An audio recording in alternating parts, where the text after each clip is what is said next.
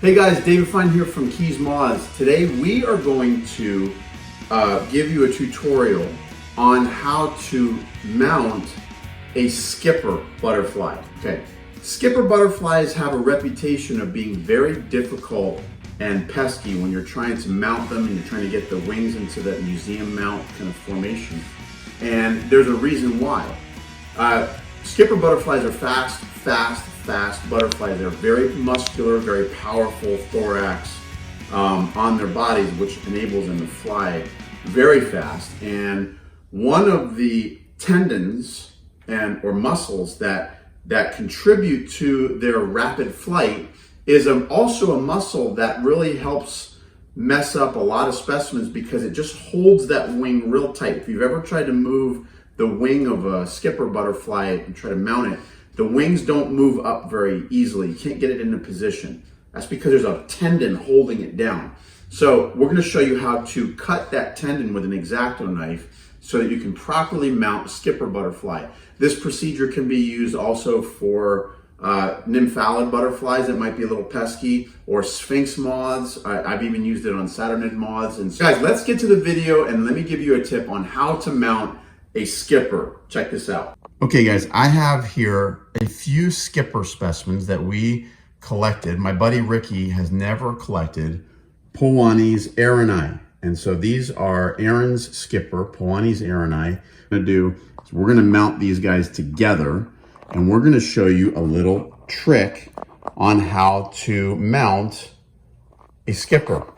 Now, the wings on a skipper are very, very tough. And by the way, you know, we have specimens that we use for scientific research, and Ricky is just getting into this hobby. Like, I haven't taken an Aaron skipper in 20 years. So I just want you guys to know that we are just doing this video to help show people how to scientifically curate a collection, right? Now, this Aaron skipper, I'm mounting them for Ricky because he's tried a few skipper and he's messed them up because it's really hard.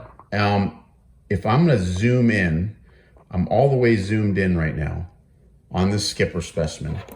And what we're gonna find is right here. In fact, let me get a pin. Right here, you see there's a vein, or I'm sorry, a tendon that comes and attaches to the thorax on the hind wing.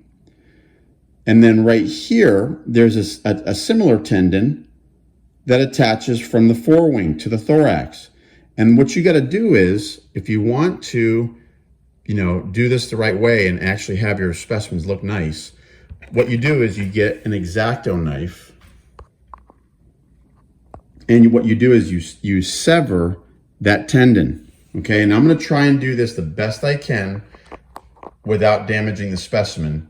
I'm going to try and video this. And in fact, let me get some videography help.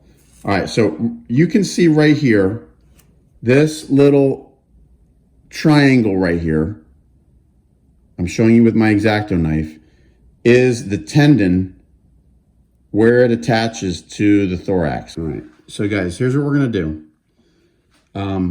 I am going to clip the tendon, cut the tendon of this butterfly, and I'm holding it down with my forceps, so hopefully you can see. But the tendon is right here. What I'm going to do is I'm actually going to get the leg out of the way, and then I'm going to remove some of the scales from the thorax so that you can see it. And what I'm starting to realize is that I need glasses because I'm having a hard time seeing it. Okay, so now, right here, it's where the veins for the hind wing attach to the thorax. That is where the tendon is. So what you got to do is you got to hold your specimen down with forceps, and you take your X-Acto knife, and I just heard a little crunch. That little tiny crunch was that tendon snipping. Same thing on the forewing, where the forewing, which is right here, this main vein, where it attaches to the thorax, Underneath the thorax plate, the tendon exists there too. There's a different one. Oops, different tendon. So I'm going to go ahead and snip that one as well. Now, you don't make a big incision. That's the thing, because if you go all the way through with this X-Acto knife, all you're going to do is destroy your specimen. The wings will fall off, or the body will be coming apart. But as you can see, that wing is a lot more flexible than this one. So now what we're going to do is we're going to flip it over. And we're going to do the same thing with the other side. Okay. Focused. All right. I'm going to snip the hind wing. Okay. The forewing, just cut them both. Okay. Now, I'm going to do the same thing real quick with two of these two specimens. I'm going to speed this up a little bit because the specimens are going to start drying out. Oh, not the leg. Yeah. Okay. Okay. Flip them over.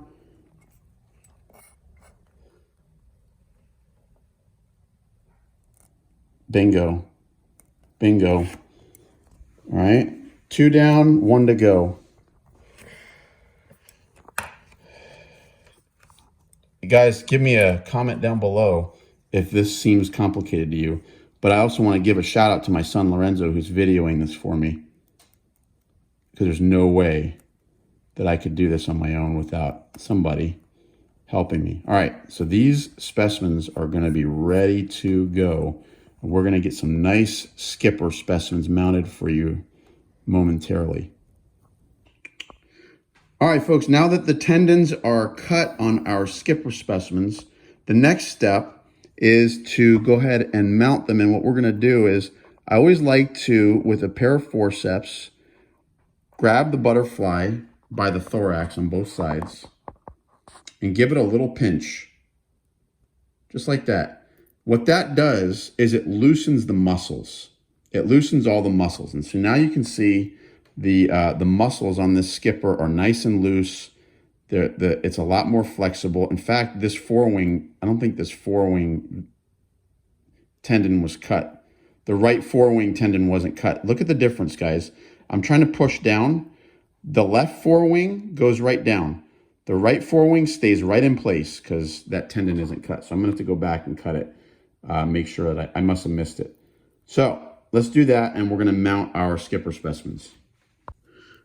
All right, guys, I've got a black enamel #2 pin in my 3 skipper specimens. And now the next thing I want to do is I want to take my specimen and put the forceps in the middle of the wings, press them all the way down, all the way inverted, and then give a little pinch.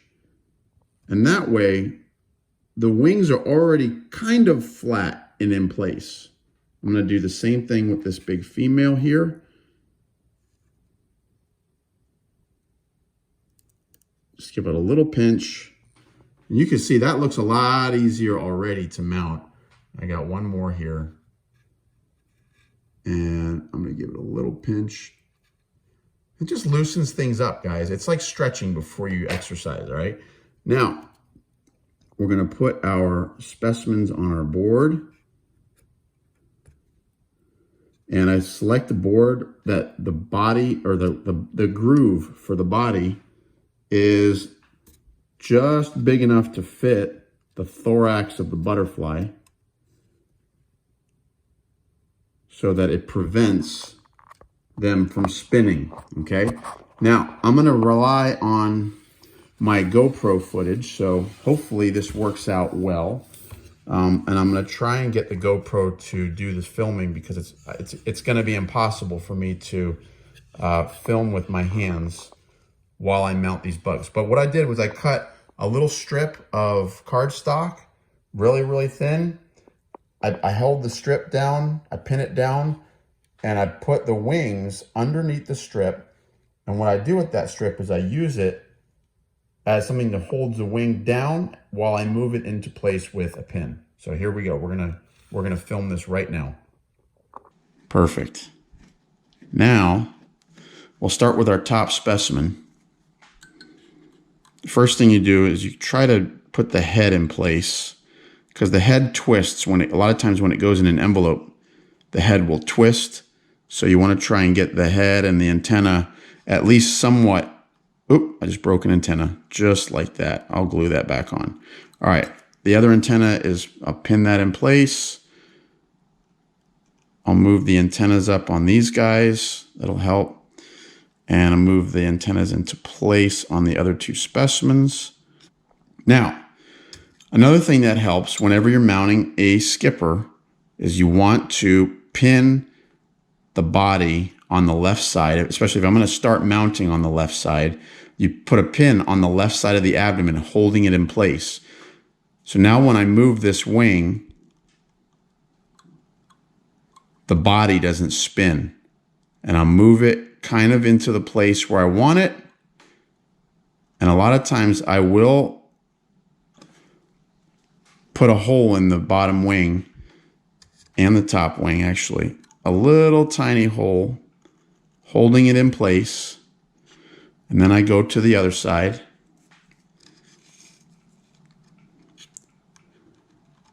This is where it gets a little tricky, guys. Oh, this one's actually got a little slice in his wing. We can make sure that that slice is repaired. Mounting small butterflies is not easy, guys, especially skippers. Even with the tendon severed, that hind wing wants to stay down. All right. Now, we're almost there, guys, with our first specimen. The trick with this little split here is you got to try and get it to reconnect. And as long as the wing is dried in the position where that little slit is hidden, which is kind of is right now, it's pretty good. It will be just fine. So this specimen is done. So what I'll do is I will drop a pin right there, and that'll hold those wings in place. I'll drop another pin right here. Our first Arani specimen is mounted, and it's not the best mounting job I've ever done. This right forewing, guys, is a little drooped down. So I'm going to try and slide it up a little bit. Oop, that's too much. Right there. Then I'll pin down on the sheet. Okay, that looks pretty symmetrical, guys. I'm actually fairly happy with that specimen. And these pins that are in the wings, I'm going to cover the rest of the wing with white cardstock paper. And once I do that, I'll remove those pins. And the wings dry in place, and there's almost no evidence of a hole in the wing. That little slit that was in this hind wing, you can kind of see it there. Let me zoom in. You can kind of see that little slit, but man, it's hidden really, really well. And once that specimen dries like this, you're not going to be able to see it at all, okay? I'm going to move on to the other two specimens and work on them as well. Specimen number 2, here we go.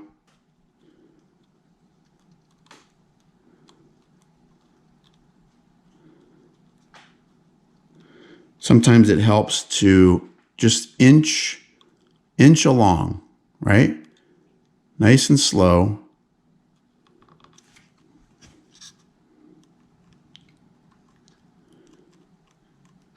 One at a time, little by little. One thing you want to make sure you don't do, you don't bring the forewing all the way up on the first go. You want to do it little by little on each side, because if this hind wing slips out and then over the top of the forewing, sometimes it's very, very difficult to get that hind wing back underneath, because there's a little hook underneath a lot of times that will keep that hind wing from behaving and going where it's supposed to be. All right, so now we are almost there with specimen number 2. And I forgot to pin this body on the second one. Let me put that little pin there, the abdomen of the female. Oh, wait, I got to do this too. I got to pin the specimen number 2. I got to pin this down, because if you don't, that thing will move. All right, now let's get this female Hesperiidae mounted.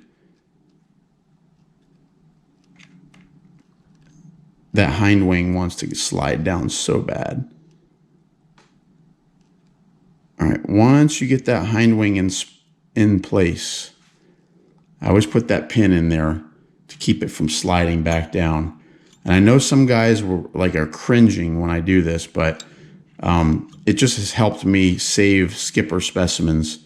Sometimes you just got to sacrifice perfection just for a little tiny pinhole in the wings. And then I'll slide that in, keeps the hind wing in place. Then I slide the forewing up and into place. Now, the head shifted, so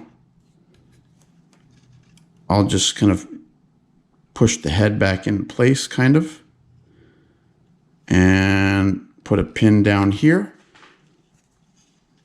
Oops. And we should be ready to go.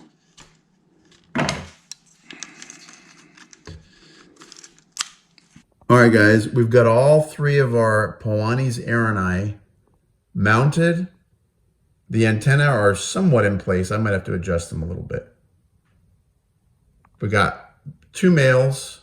Top 2 are males. Got the little stigma on the forewing. And then the bottom one's this nice big female. And the female is actually a really nice specimen. So very happy with that. I'm sure Ricky will be pleased with that. Next step, guys, is to cover the forewings with a piece of paper and get them to flatten while they dry. And what I've done is I've gone ahead and cut a little piece of paper that's about the length of all 3 specimens. And what I'm going to do is I will pin the first one down up here on top. And then just make sure that the paper is covering the wings of all 3 specimens. And then I'll start with the top one and work my way down. So what I'll do is I'll come in, I'll pin down underneath the hind wing of this first specimen. I'll pin on top of the forewing of the second specimen.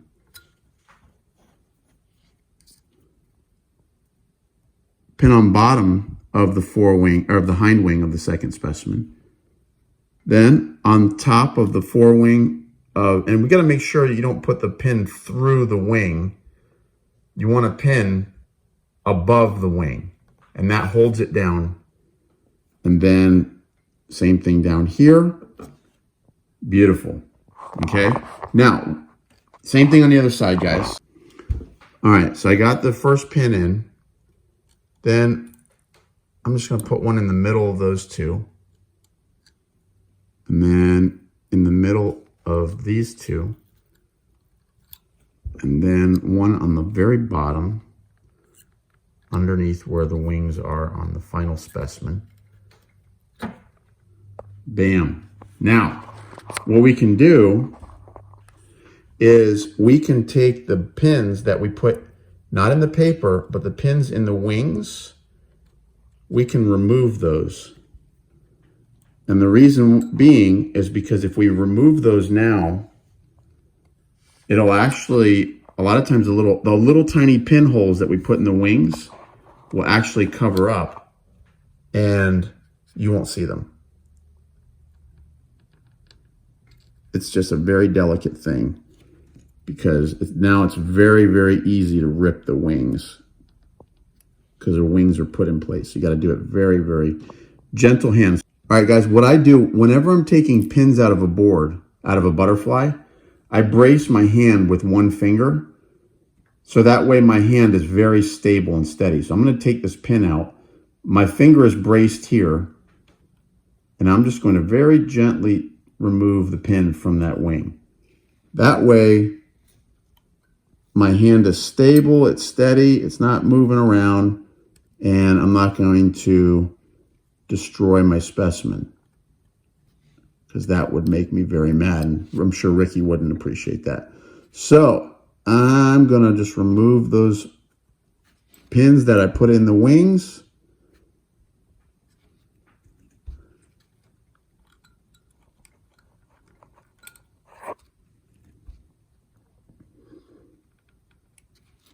Okay.